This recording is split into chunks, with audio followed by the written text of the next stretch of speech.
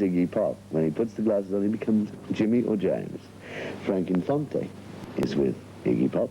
And this is Suchi, ladies last on this occasion, but certainly very beautiful. Suchi, you're from Japan. Yeah. How long have you known Iggy? Did you meet Iggy as Iggy or James? It's been a whirlwind romance.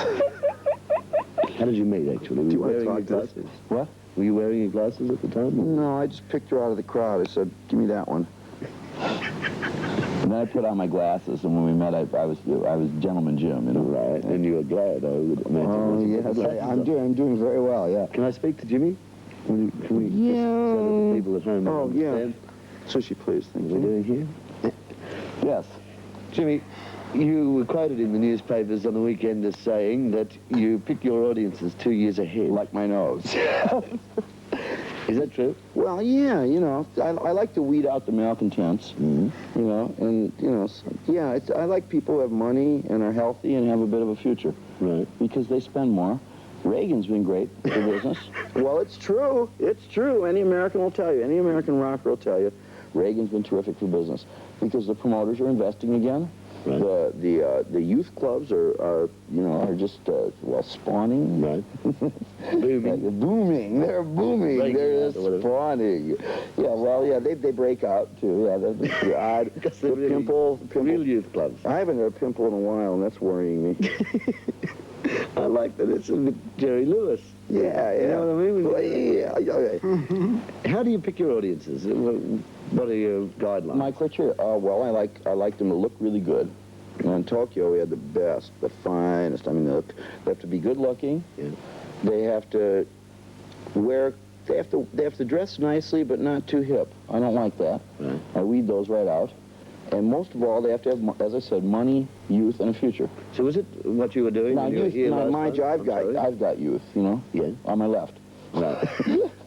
You know, yeah, you know, they have to have some connection to the world of youth, which is the world of adventure. I like people who have a sense of adventure. I don't like an audience who feels obliged to clap. Right.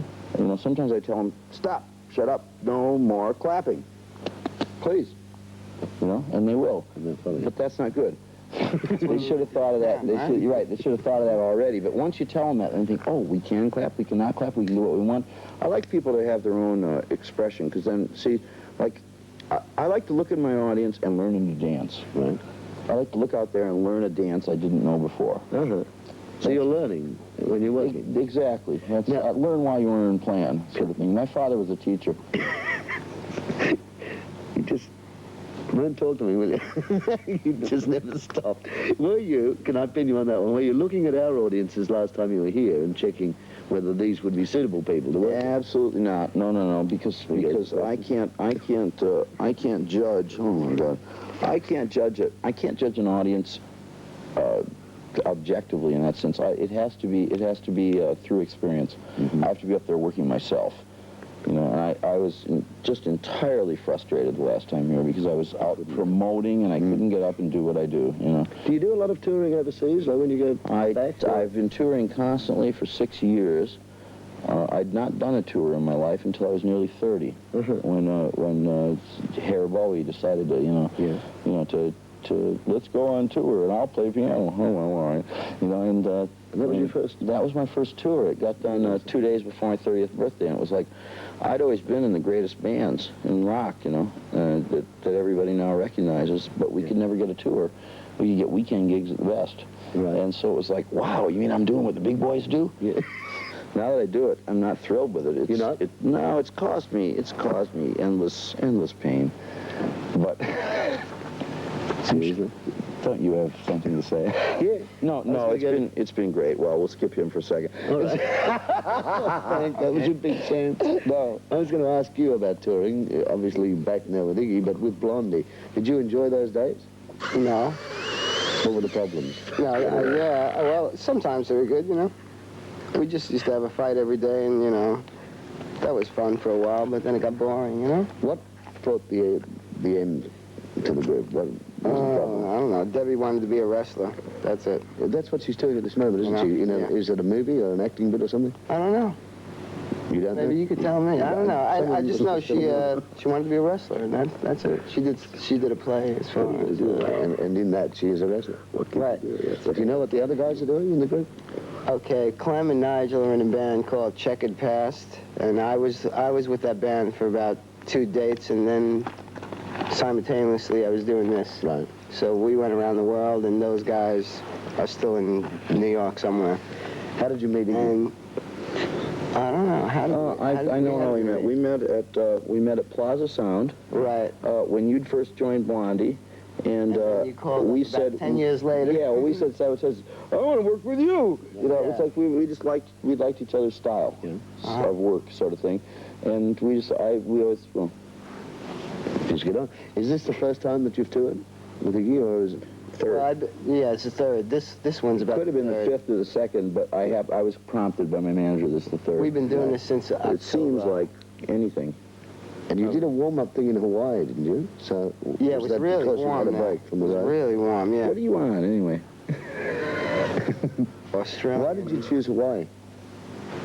I didn't. He did. I did. Why did I you? choose everything. Right. Yeah. Because in New York, you know, if you're gonna try to get a gig together, right, like rehearsals, Frankie's got to come in from Jersey, right? The last time he tried to come in from Jersey, it cost me $400, right? Because the police. wait. That's true. That No, wasn't no, my it did. fault. No, it wasn't his Sweden? fault. No. It was a police impoundment bureau for something like in weird New York insurance. Old The main tickets, thing old is, pocket- everybody's got to congregate at this horrible, disgusting Tower of Babel, which is literally a Tower of Babel, which is called a New York rehearsal studio, and you've got 12 floors. I was going to say 12 floors. You've got 12 floors, and you've got 6 or 8 rooms per floor, and there's a different band in every room. Well, as we all know, 8 times 12. It's 90-something. 8 times 12 is 96. You got it. And that's a lot of bands to listen to on your way up and through practice, you know. And you've got to knock on the door and say, I am a friend of Raoul. Are you Skyhawk? Are you the Toilet? You know, or are you Magnum 357? I mean, New York's getting ridiculous, you know, like just drug supermarkets. And I didn't want my band there. Yeah. I didn't want them around that. So instead we went to Waikiki and just got totally into sunburn. I lost my eyelashes through overexposure. So that's what happened. Yeah. Oh. Oh, you noticed they're I'm shorter. glad. Right. Tell me that's more. Yeah, right. What else? Well, I ate too much soy sauce. Yeah, and I got wrecked. I got. looking at me like as if, should I believe you? No, it's true. And This is all true? It's just true. Oh, yeah, I right. swear. Look. These were once beautiful brows. Well, there you go. Well, they're growing back Still in. looking all right to me. Yeah, I know. Can we Pretty have hot. a look? No, anyway. Look at a couple of your songs. In 1 second, I just want to tell you about the waves.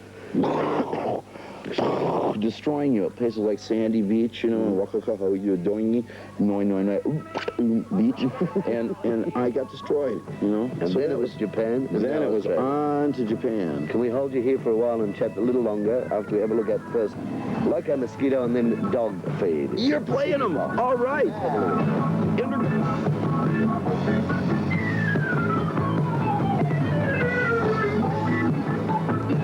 Iggy? Ralph? Iggy? Iggy? Yes. Did you really like that? Yes. Is that one of your favorites? Yes. I like Daffy Duck. And Ralph is a star of the movie. Ralph is Going the Down. Australia's new superstar. Yep. He's a beauty, isn't he? He's got loyalty. How does he come into the movie? He doesn't have to worry about his Well, career. He plays Ralph the dog, He's just a Yeah, guy. and he's sort of in several scenes, subtly Ralph placed. fight back. Oh, he just sits there. He doesn't do any appears. tricks or anything He's like like that. Well, you know what they say. I mean, a guy like Ralph, he doesn't have to mince words. Is this where you start talking about the truth? He's always talking the truth. Well, you know, some of us squint our eye bags. And so some of us, oh, let's have the camera over here. A little close up here to compare bags. No, they're not allowed to have close-up for the show. Oh, we'll have a close up now. Iggy, I hope it's of We you. don't get a close up. Ralph, let's go get him. Come on. See you later. thank you, Frank. You coming back? You coming back? No. Okay. He knows it's getting near the end. Frank, you're not leaving us? Yes, Frank's coming too. Just tell us about the go-betweens and what you plan to do before you... Ralph, go back to England. And when do you plan to go to England? I can't say a thing. You go for your life and This gentleman's got it all. go for it. When do you go to England? When do you go to England? August. We're going back to England in August. Okay. And, what's happening up here. But we're going to America. You've added a member. Who are zombies? I dare you. That's good. I dare you.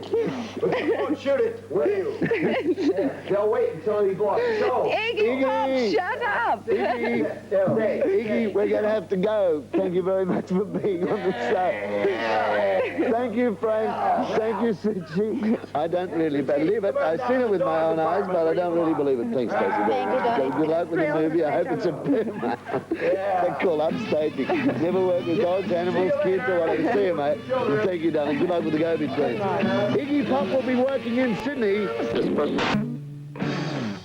Give me anything.